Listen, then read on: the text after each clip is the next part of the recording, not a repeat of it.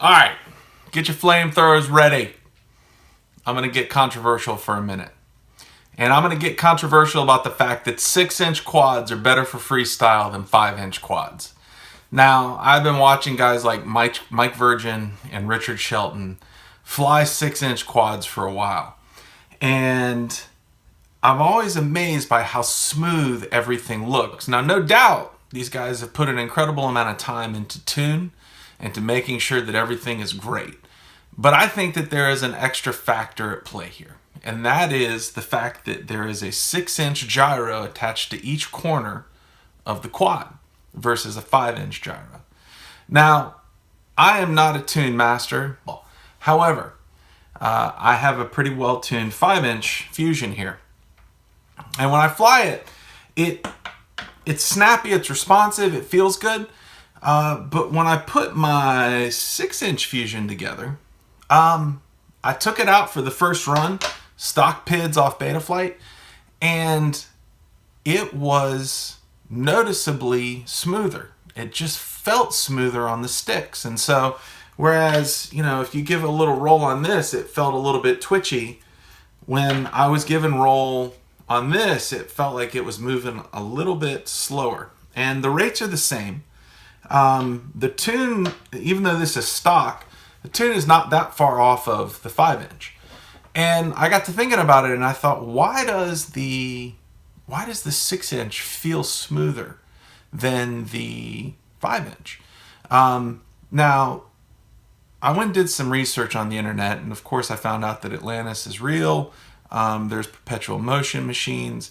But I also found this video, which I'm going to try to link right here, from MIT, that shows them doing a centripetal force demonstration with a bicycle tire on a rope. And to save you a click, these guys spin this bicycle tire up really fast, and then they take it and they lever it up, and there's a pole, there's the bicycle spinning around it, and then attached to the rope, there's a rope attached to the end of the pole. And when they spin this thing up, they pick it up on its side, and the bicycle tire stays what seems to be hanging against gravity. And it slowly rotates around perpendicular to the force of gravity. And I started looking at that and I thought, you know what, I think this is it.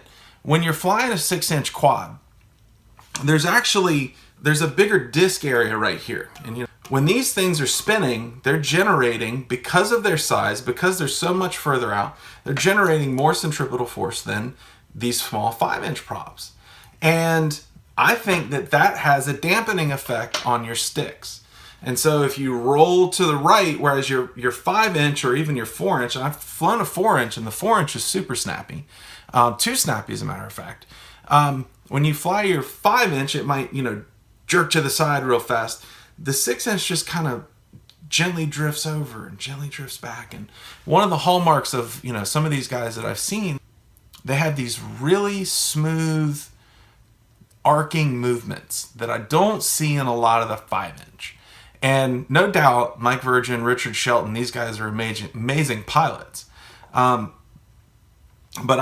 just from my own experiences, taking the 6-inch out, I am not an amazing pilot.